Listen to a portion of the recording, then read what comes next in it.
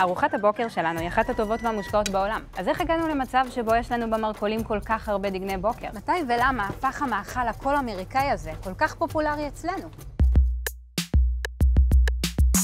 אריזות הקורנפלקס הראשונות של קלוגס נמכרו כאן עוד בתקופת המנדט, והקליינטים העיקריים היו החיילים הבריטים שהכירו את המאכל מהבית. לנו לעומת זאת, לקח עוד 4 עשורים עד שהתחלנו לאמץ ברצינות את הדגנים. בכל הזמן הזה, הצריכה לנפש עמדה כאן על כמה עשרות עד כמה מאות גרמים בשנה. זה הכל. היבואנית לשעבר של קלוגס, צילה הורוביץ, סיפרה פעם בריאיון שהיה קשה לשכנע את הישראלים שלא מדובר באוכל לציפורים, כי בואו נודה על האמת. אז מה השתנה? ולמה? במילה אחת, אמריקה. בארצות הברית של המאה ה-19 הייתה ארוחת הבוקר הקלאסית מורכבת מבשר, בעיקר בשר חזיר. התזונה השמנה הזו אולי סיפקה אנרגיה למי שעבד בעבודה מאומצת, אבל גרמה לאנשים גם לא מעט בעיות בריאותיות. מומחים למיניהם, ובעיקר אנשי דת, ניסו למצוא חלופות צמחוניות מטעמים בריאותיים, אבל גם משום שהם האמינו שאכילת בשר מובילה למחשבות לא נאותות ולעינוג עצמי.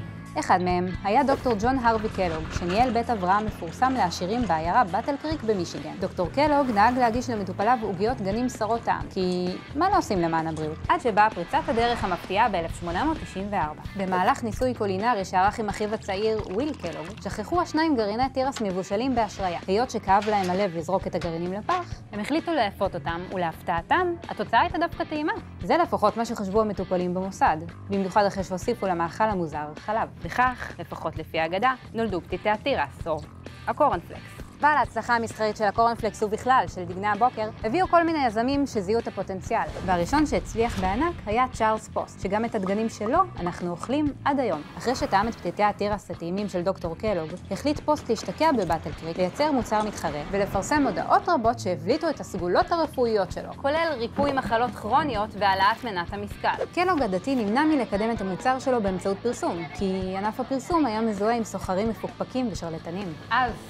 רק אז. אבל לאחיו הצעיר וויל לא הייתה בעיה. הוא חיכה את טקטיקות השיווק החכמות של פוסט, בתוך זמן קצר נהיה בעצמו איש עסקים מצליח. בשנים הבאות נערו יזמים נוספים לבאטל קריק בניסיון לשחזר את ההצלחה. ובעשור הראשון של המאה התפתחו בעיירה הקטנה לבדה יותר מ100 מוצרי דגני בוקר חדשים. התחרות הקשה אילצה את היצרנים לשכלל לא רק את המתכונים, אלא בעיקר את מאמצי השיווק והפרסום. פתאום, כל מותג התפאר בדמות משלו שנועדה למשוך בעיקר את עיני הילדים. אבל המפרסמים הקפידו לצרף תמיד גם סיסמה מפתה, לעתים בריאותית, עבור המבוגרים. השיווק החדשני והאגרסיבי הזה הוא שהפך את דגני הבוקר לחלופה בריאה בארצות הברית, ולשם נרדף לארוחות בוקר. וזה לא נפגע גם אחרי שהחלו להוסיף להם צבעי מאכל וממתיקים מזיקים בשנות ה-40. בחזרה אלינו.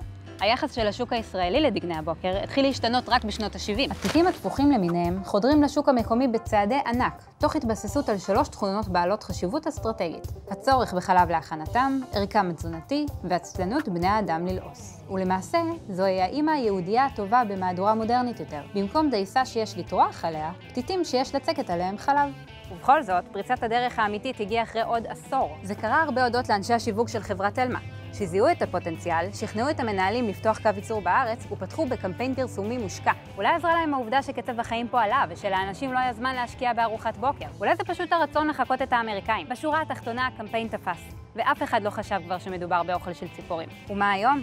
40% מהילדים בישראל אוכלים דגני בוקר לפחות פעם ביום, מהמתוקים ועד לגרסאות הבריאות והמזינות יותר, לפחות לפי אנשי תלמה. אצל המבוגרים, אגב, זה עומד על משהו כמו 30%, וזה מציב אותנו במקום ה-12 בצריכה ממוצעת לאדם של דגני בוקר, עם 2.7 קילוגרמים לשנה. כבר לא כל כך רחוק מהאמריקאים.